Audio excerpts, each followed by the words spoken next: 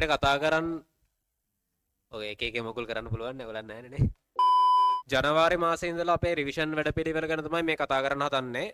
අපි රිවිෂන් එක කෑරි දෙකකට කළේ. පළවෙනි එක තමයි අපේ තියරි බේස් රිවිෂන් එක. ඒතර තියරි බේස් රිවිෂන් එක කලින් තිබ්බේ 7-9. ලබන මාසේ ඉඳලා පාඩම් දෙකක් පටන් ගන්නවා. ඒ කියන්නේ අපි දැනට යන පාඩම යාන්ත්‍ර විද්‍යාව ඉබන මාසේ යාන්ත්‍ර විද්‍යාව ඉවර වෙයි. ඊළඟට පදාර්ථ හා විකිරණ පටන් ගන්නවා. ඒතර ලබන මාසේ යාන්ත්‍ර විද්‍යාවේ තියරි ටිකත් අපි ඉවර කරනවා. ඊට පස්සේ පදාර්ථ හා විකිරණ තියරි ටිකත් අපි කතා කරලා ඉවර කරනවා ලබන මාසේ. ජනවාරි තියරි බේස් රිවිෂන් එකේ අපි කරන්නේ මෙන්න මේ පාඩම් දෙක. මේකෙදි අපි සම්පූර්ණයෙන්ම සිද්ධාන්ත කතා කරනවා සහ මේකෙදි ගෙන්න පුළුවන් ගණන් පැටර්න් ගැන තමයි කතා කරන්නේ. ඊළඟට අපේ ගණන් බේස් රිවිෂන් එක තියෙනවා. මේකෙදි අපි කතා කළේ එන්න පුළුවන් ගණන් ගැන සහ ඒ ගණන් වල යෙදීම් කොහොමද ඔයගොල්ලන්ගේ අහන්නේ ඔය ටික ගැන තමයි අපි කතා කරේ. ඔන්න ඕක අපි අඟහරුවාදා 8:02 යනවා. ඒතර ඒකෙදි වෙන්න මේ කියන කතන්දර ටික ගැන අපි කතා කරනවා.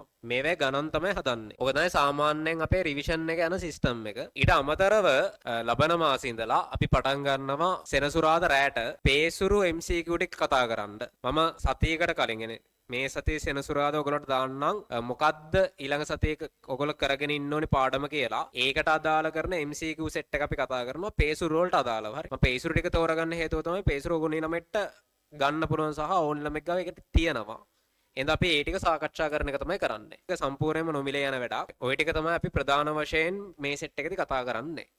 ඊළඟට අපේ පේපර් ක්ලාස් දෙකක් අපි පටන් ගත්ත මේ පාර. පළවෙනි පේපර් ක්ලාස් එක තමයි තියරි පේපර් ක්ලාස් එක. තියරි පේපර් ක්ලාස් එක තමයි පළවෙනි එක. ඒකේ වාට කැමති දවසක ඇවිල්ලා පේපර් එක ලියන්න පුළුවන්. ඔන්ලයින් ළමෙක්ට අපි ගෙදරටම පේපර්ස් ටික එවනවා. වාට පේපර්ස් ටික ලියන්න පුළුවන්. පළවෙනි සතියේ MCQ එකක් ඊළඟ සතියේ එසේ එකක්. ඒ විදිහට මාරුවෙන් මාරුවට තමයි යන්නේ. පෙබරවාරි ඉවර වෙනකන් ඔය වැඩ ටික යනවා. වාට මේක බලලා දෙනවා. මාකින් එකක් දෙනවා අපි. ඊට අපේ අධීක්ෂණය යටතේ තමයි මේ වැඩේ යන්නේ. ෆුල් සිලබස් පේපර් ක්ලාස් එක අපි කරන්නේ තියරි ළමයින්ට නෙවෙයි. ඒක අපි කරන්නේ සිලබස් එක ඉවර කරගත්තු සිලබස් එකේ දේවල් අමතක වෙයි කියලා බයෙන් ඉන්න ළමයින්ට. ඒතර මේක ෆුල් පේපර් එකක් යන්නේ. මුළු සිලබස් එකම මේක ඇතුලේ තියෙනවා. ඒතර ඔයාලට සතියකට සැරයක් මුළු සිලබස් එකම මතක් වෙන එක තමයි වෙන්නේ. ඒකෙදිත් අපි එක සතියක MCQ එකක් ලිව්වා. ඊළඟ සතියේ එසේ එකක් ලියනවා. මාසෙකට ෆුල් පේපර්ස් දෙකක් ලියවෙනවා. පෙබරවාරි ඉවර වෙනකන්. හරි ඊට පස්සේ අපි සතියකට එක ෆුල් පේපර් එකකට මේක වැඩි කරගන්නවා. ඔය ටික තමයි මේ ලබන මාසේ වැඩ පිළිවෙල. එහෙනම් අපි සඳුදා රැයට හම්බ වෙමු.